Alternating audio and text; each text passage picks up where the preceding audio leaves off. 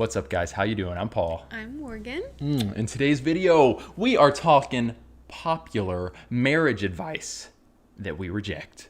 Part 2 in the series. What was part 1 of the series, Morgan? Popular dating advice that we reject. It makes sense. And then here, probably our next video, unless something crazy happens, it's going to be popular sex advice that we reject. And that one's going to be pretty interesting. So we're pumped for part 2. Welcome, you guys. We got some stuff that we're going to be laying down. But first, if you're new here, make sure you subscribe. We risk giving TMI. To help you navigate DMI, dating, marriage, and intimacy. There we Let's go. I mean, that's nice. Guys, comment. What do you think of that? I think it rolls off very nicely. Great. All right. Very good. Shout out to 3 times this week. Yeah. You ate Good Ranchers twice. No, you eat Good Ranchers 3 times. I ate it twice. Okay. Because you did the chicken as well. Yeah. Shout out to Good Ranchers. Thank you for making our life and our eating So much more delicious. so much more delicious. Yes. Delicious. All right, let's... Get yourself some because free chicken until January 31st if you sign up for a whole year. There you go. You get free chicken There you go. for a whole year. All right. Let's do this. Morgan, why don't you kick things off with our first popular marriage advice that we reject? Why don't I? All right, first one. This is a little weird. Paul hasn't heard this. Okay, so this is biblical, but also I think can be maybe like twisted. Okay, don't go to sleep angry. Okay, expound. So I've heard people say that a lot. Of like, don't go to sleep angry at your spouse. Like, you better like fix the fight or whatever, or fix the issue.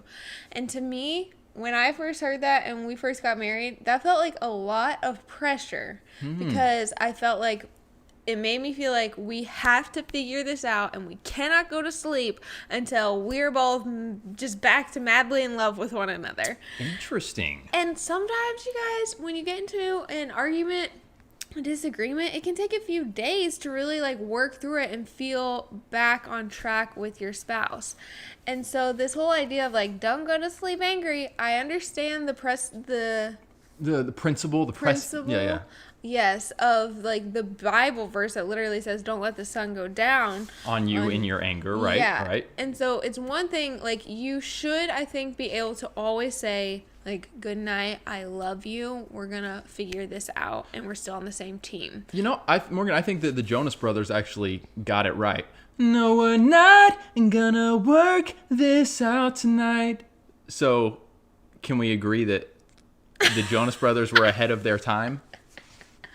Sure. But Morgan, in all reality, like, as I'm thinking through what you're saying, I like it. I think no matter what, and tell me if you agree or disagree with this. I think even if you're in the thick of a disagreement or an argument, and I agree with you, I don't think it needs to be worked out. Yeah, you don't have to figure it out right away, y'all. But I think you should still be able, especially if you're in an argument, Yes. to reach over and hug your spouse or give them a kiss on the forehead.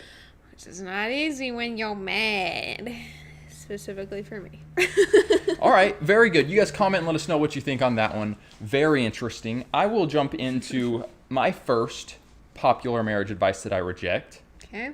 This is just, we said this in our last video, part 1. Some of these are like secular advice that we reject, but then some get into the Christian circles. And those, to me, are the most intriguing. And that's what I'm getting into a little bit here, which would be there is no leader in the relationship, in the marriage. There's no leader / head of the home.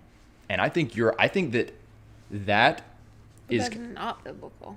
And that's what I'm I'm saying that this is the popular marriage advice that we reject. I see. I think you hear so many even Christian marriages, which would be considered like an egalitarian, which is no, like the husband and wife, they make every decision is made equally. There is no head of the home, and it's like, all right, we're trying to have a biblical marriage here, and what we see biblically the biblical principles for marriage is what we're going all in on, rather than, all the scholars and, we did these studies, scholars, so forth, so forth. There's where we're sitting. Any thoughts on that? Yeah, I think that's good. I think,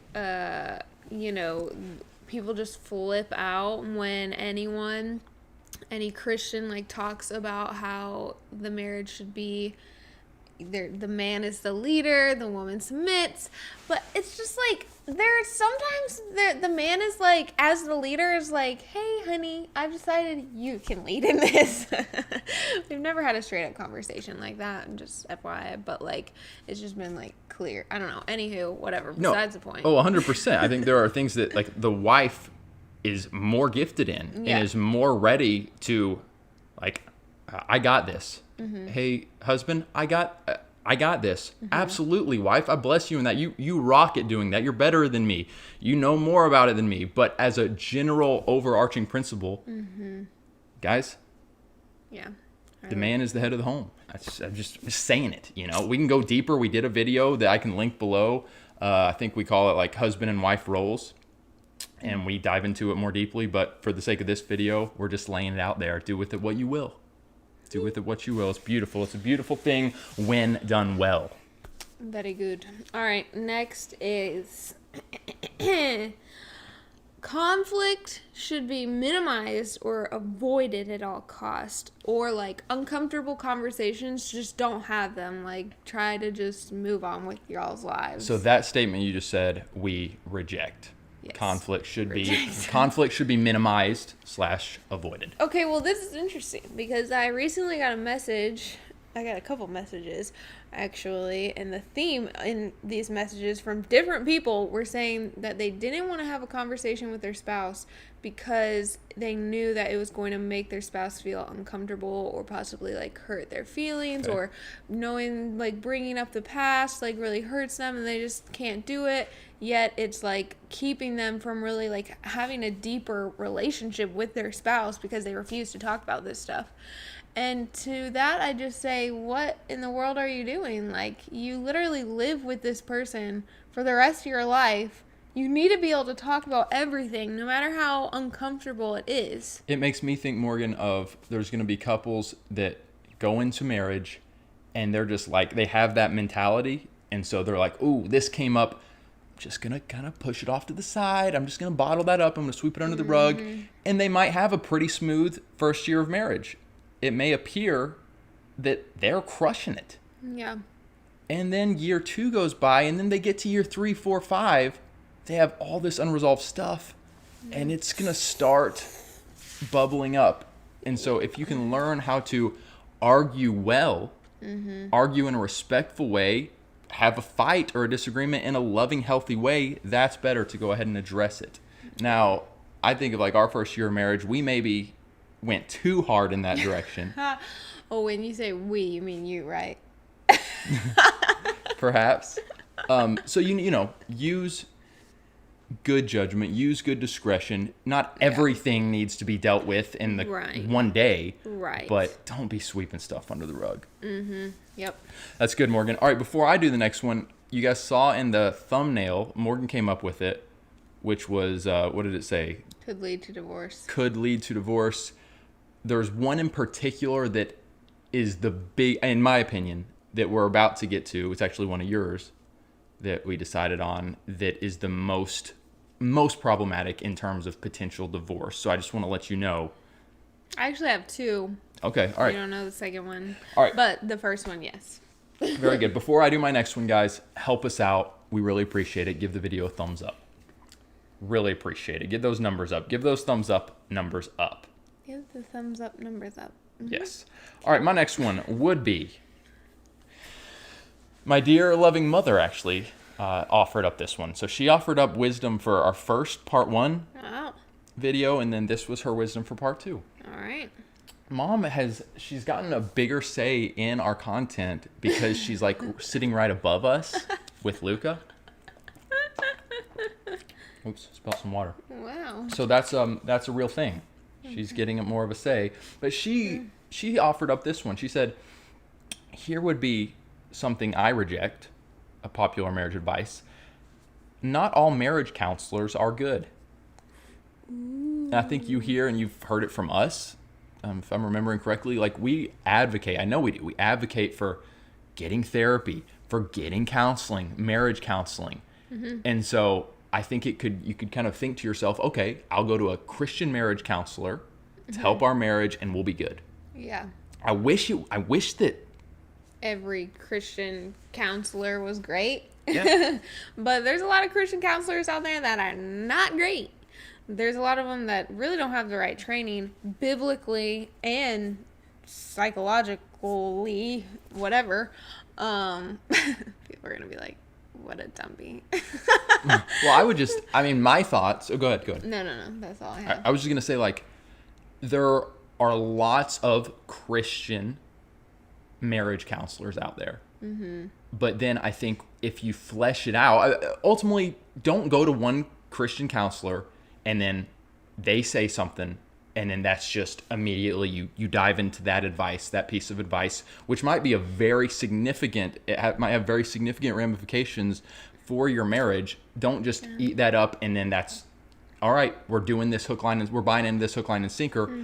In all reality, there are lots of Christian marriage counselors that have, and I think my mom kind of described it this way, have studied or embraced very secular ways of thinking.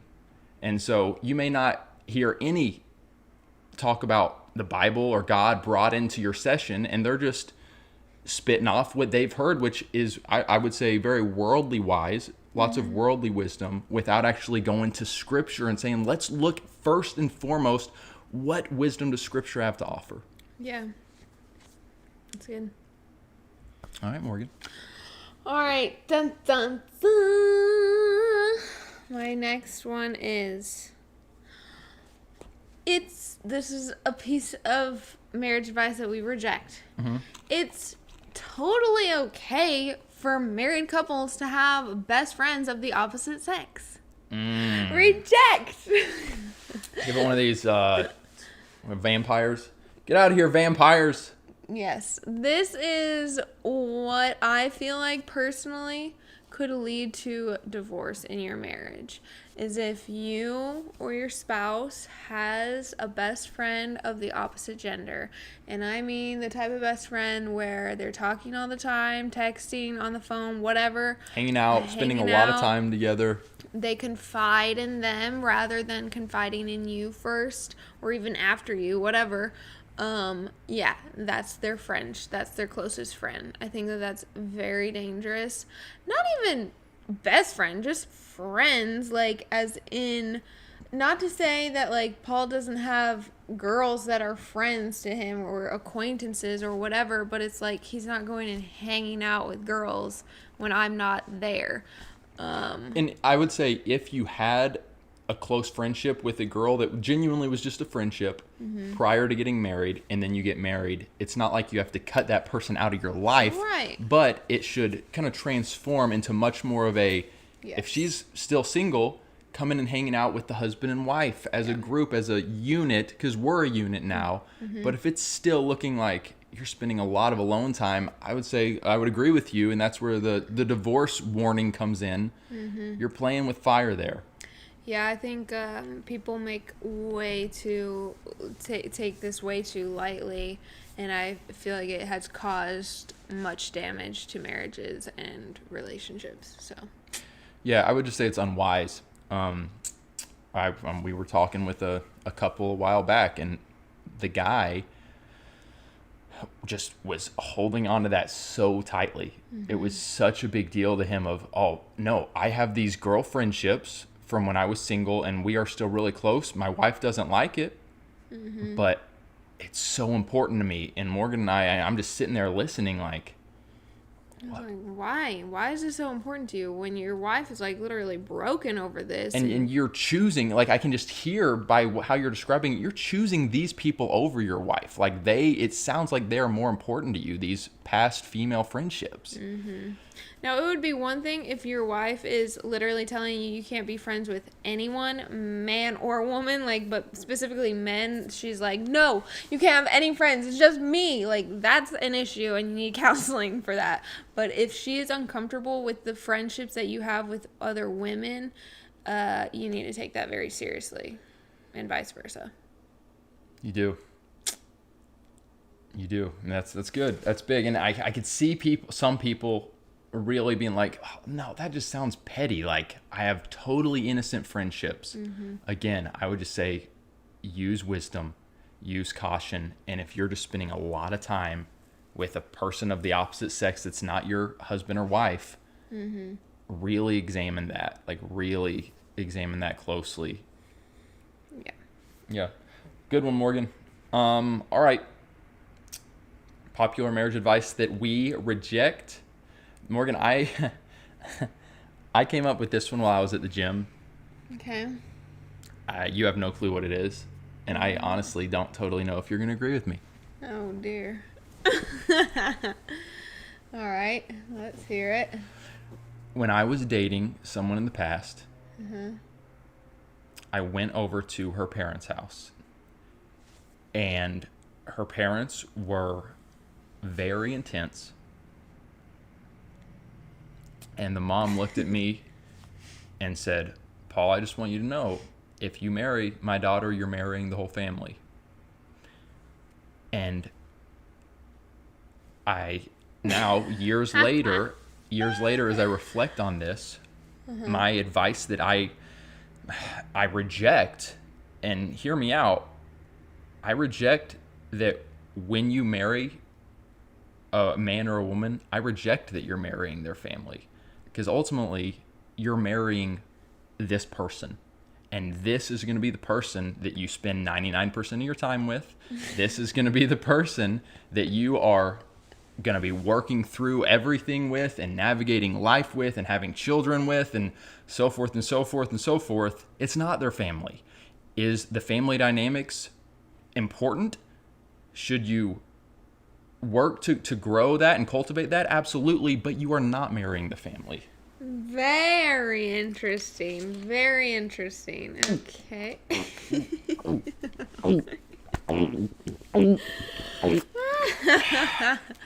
Penny, for your thoughts. Okay. All right. Yes, I agree with you. I see Soren says yes. Archon says yep.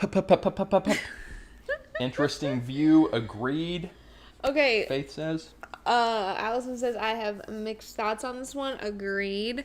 So I do agree that yes, you're marrying this person, but you have to pay attention to the family that they're in, because you might have marry a person whose family is like thinks that they're so involved in your marriage, and they might think they're so involved in my marriage. And so it's like, you're not just marrying him, you're marrying the whole family, because, you know, whatever, not him, but you know what I'm saying. Like, it's like, no, my family has a big say in how we do our marriage. So you're saying like, one of the spouses, one of the couples might have kind of ingrained in their mind that this is how it's going to look. Right, yeah. Well, okay, have those conversations. And I guess in that sense, well, then you're marrying that person, and that's how they think. But anywho, yeah, I don't know. I get what you're saying, but also, like, take it seriously what their family is like, too. But don't let it maybe completely end the relationship. If you're like, no, I'm, like, super in love with this person, I feel like God is going to bless our marriage, even though their family dynamics aren't amazing or aren't exactly what I would want or whatever. And don't get me wrong, you guys. I love Morgan's family, and I'm very grateful for them. And I love Paul's family, and I'm very grateful for them. So they are indeed a blessing and a bonus, but I'm just being real. I reject the phrase, you marry their family. All right, well, there we have Comment below, you guys. Let me know on that one in particular. Yeah, let's talk more about that. Morgan, did you have another one? Yes. All right, this is the other one that I think has absolutely caused issues in marriage and led to divorce or extreme just separation within the home. Do I know the one you're about to share? No. Unless you're just gonna guess. But I reject the advice / encouragement that kids come before the spouse. And maybe it's not necessarily a spoken thing, but it's absolutely a seen thing. Oh, man. That you see everywhere you go. That the mom, I'm just going to talk to moms here directly. Yeah. The mom is putting her children before her husband. The mom is putting her kids' needs before her husband's needs.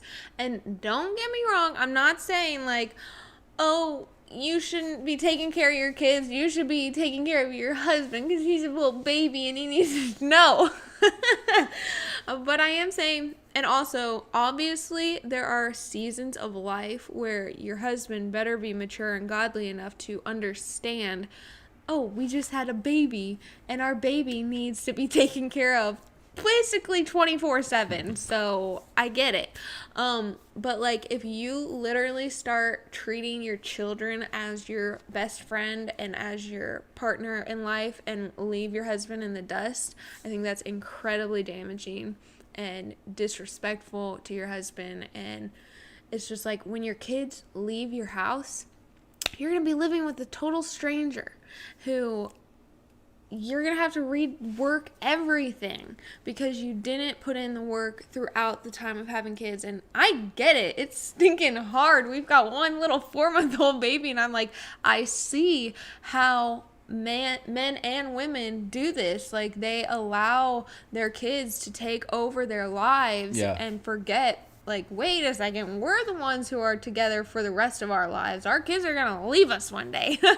And yeah, I mean, like, as demanding as children are, we got to figure out the balance of making sure that you're not giving all of your time, effort, and energy to them so that you have a little bit of time, energy, and effort left for them. You know, that's great, Morgan. And I genuinely appreciate, like, I've heard you talk about that several times, and I appreciate that my wife is that, like, that's on her mind. That's on her radar.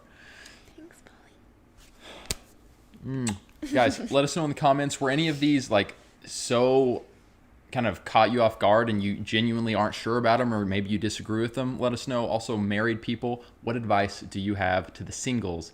Let's keep the marriage relationship advice going. Or what advice do you reject? Be curious to hear that also. We love you guys. Thanks for tuning in. Until part 3, which will be coming very soon, and it shall be a good one. It shall be a good one. An intimate one, in a good way, in the best way. We love you guys. Have a wonderful rest of your day. We'll catch you again very soon. Have hope. And be free. If you're in the live chat, we'll be right back. As you may have noticed, we get very few brand deals, which is why our patrons, the names you see here, are so important. You guys really are the lifeblood of this ministry. We could not do this without you all. If you believe in this content and you want to partner with us on Patreon, click the link below or just go to patreon.com/Paulandmorganshow.